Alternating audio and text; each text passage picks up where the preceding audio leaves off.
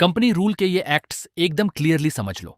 इस वीडियो में हम 1773 का रेगुलेटिंग एक्ट, 1781 का अमेंडिंग एक्ट और 1784 का Pitt's India act, supreme court, governor general और डुअल गवर्नमेंट को 2D एनिमेशन और विजुअलाइजेशन में देखेंगे। ये video UPSC, SSC, state PSC, banking और अदर गवर्नमेंट एग्जाम्स के लिए है। एंड में इसी वीडियो के टॉपिक्स का MCQ टेस्ट भी है, तो सब्सक्राइब कर लो। तो ब्रिटिश एंट्री से स्टोरी स्टार्ट होती है। ईस्ट इंडिया कंपनी को क्वीन एलिजाबेथ वन ने 1600 में एक चार्टर दिया था, यानी इंडिया के साथ एक्सक्लूसिव ट्रेड करने का स्पेशल राइट। लेकिन यहाँ एक इंपॉर्टेंट एग्जाम ट्रैप है। कंपनी 1600 में इंडिया नहीं आई थी। ब्रिटिशर्स ट्रेडर्स के रूप में 1608 में आए। फिर 1765 में कंपनी को बंगाल, बिहार और उड़ीसा की दीवानी मिली। दीवानी का मतलब था रेवेन्यू कलेक्ट करने और सिविल जस्टिस से रिलेटेड राइट्स। यहीं से कंपनी का रोल सिर्फ ट्रेडिंग कंपनी का नहीं रहा, बल्कि वो टेरिटोरियल पावर बन गई। लेकिन ब्रिटिश कंट्रोल हमेशा कंपनी के थ्रू नहीं चला।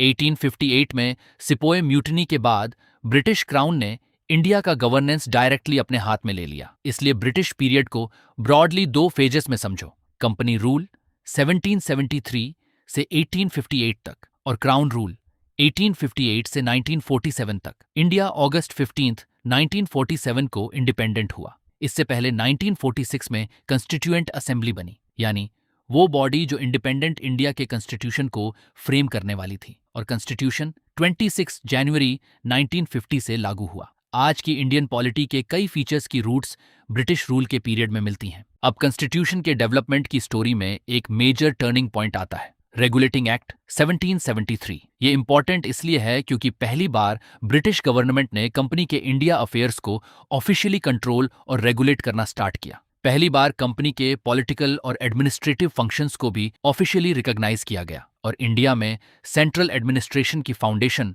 इसी एक्ट से पड़ती है। इस एक्ट के थ्रू बंगाल के गवर्नर को अपग्रेड करके गवर्नर जनरल ऑफ बंगाल बनाया गया, और उसके साथ 4 मेंबर्स की एग्जीक्यूटिव काउंसिल दी गई। इस पोस्ट पर पहले गवर्नर जनरल थे लॉर्ड वॉरेन हेस्टिंग्स। यहाँ एग्जाम ट्रैप याद रखो, वॉरेन हेस्टिंग्स को गवर्नर जनरल ऑफ इंडिया मत समझना। वो गवर्नर जनरल ऑफ बंगाल थे। गवर्नर जनरल ऑफ इंडिया का पोस्ट बाद में आता है। एक और मेजर चेंज हुआ बॉम्बे और मद्रास प्रेसिडेंसीज के साथ। पहले ये 3 प्रेसिडेंसीज, बंगाल, बॉम्बे और मद्रास, काफी हद तक इंडिपेंडेंट तरीके से फंक्शन करती थीं। 1773 के बाद बॉम्बे और मद्रास के गवर्नर्स को बंगाल के गवर्नर जनरल के सबोर्डिनेट कर दिया गया, मतलब सेंट्रल कोऑर्डिनेशन की डायरेक्शन में एक इंपॉर्टेंट स्टेप।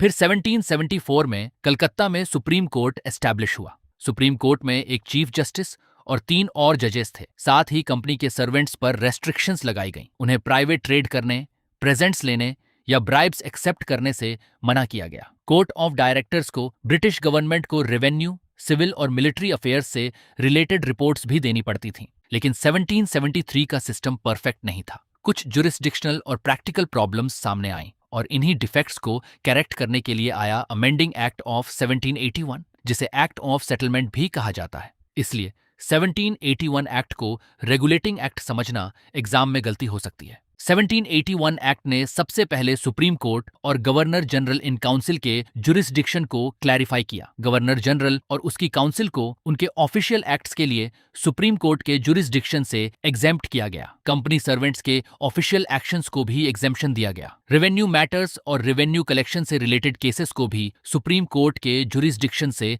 बाहर रखा गया। साथ ही सुप्रीम कोर्ट का जुरिस्डिक्शन कलकत्ता के सारे इनहैबिटेंट्स तक एक्सटेंड किया गया, और पर्सनल लॉ का प्रिंसिपल फॉलो करने की बात हुई। हिंदू के लिए हिंदू लॉ और मुस्लिम के लिए मोहम्मद लॉ। ये पॉइंट एग्जाम में काफी इंपॉर्टेंट है। प्रोविंशियल कोर्ट से अपील का रूट भी क्लैरिफाई हुआ। अपील सुप्रीम कोर्ट में नहीं, बल्कि गवर्नर जनरल इन काउंसिल में जाएगी, और गवर्नर जनरल इन काउंसिल को प्रोविंशियल कोर्ट्स और प्रोविंशियल काउंसिल्स के लिए रेगुलेशंस बनाने का पावर भी दिया गया। अब नेक्स्ट मेजर स्टेप आता है पिट्स इंडिया एक्ट 1784। इस एक्ट ने कंपनी के कमर्शियल और पॉलिटिकल फंक्शंस को अलग कर दिया। सिंपल लैंग्वेज में, कंपनी का एक साइड बिजनेस था और दूसरी साइड गवर्नेंस। कमर्शियल अफेयर्स के लिए कोर्ट ऑफ डायरेक्टर्स रिस्पॉन्सिबल रहा, जबकि पॉलिटिकल अफेयर्स सुपरवाइज करने के लिए एक नया बॉडी बनाया गया, बोर्ड ऑफ कंट्रोल। यहीं से डबल गवर्नमेंट या डुअल सिस्टम स्टार्ट हुआ। Court of directors commercial matters देखता था और board of control political matters. Board of control को सिविल और मिलिट्री गवर्नमेंट के साथ रेवेन्यूज को सुपरवाइज और डायरेक्ट करने का पावर भी दिया गया। इस डिस्टिंक्शन को कंफ्यूज मत करना। Directors means commercial affairs, board of control means political affairs. Pitt's India act का एक और इम्पॉर्टेंट पॉइंट था कि पहली बार कंपनी के टेरिटरीज को ब्रिटिश पोजेशंस इन इंडिया कहा गया और ब्रिटिश गवर्नमेंट को कंपनी के अफेयर्स और इंडिया के एडमिनिस्ट्रेशन पर सुप्रीम कंट्रोल मिल गया। मतलब कंपनी अब भी एग्जिस्ट कर रही थी, लेकिन उसके पॉलिटिकल अफेयर्स पर ब्रिटिश गवर्नमेंट का कंट्रोल क्लियरली स्ट्रॉन्गर हो चुका था। तो इस वीडियो में बस इतना ही पोर्शन देखेंगे, लेकिन अभी बारी आती है MCQ की। तो इस वीडियो में जितना भी हमने पढ़ा उसके बेस पर अभी MCQ आएंगे और उसके आंसर्स भी आपको पता चलेगा। तो चलिए देखते हैं आपने कितने मन से ये वीडियो देखा है। और हाँ, अगले वीडियो में इसका अगला पोर्शन कवर किया जाएगा, तो सब्सक्राइब जरूर करना।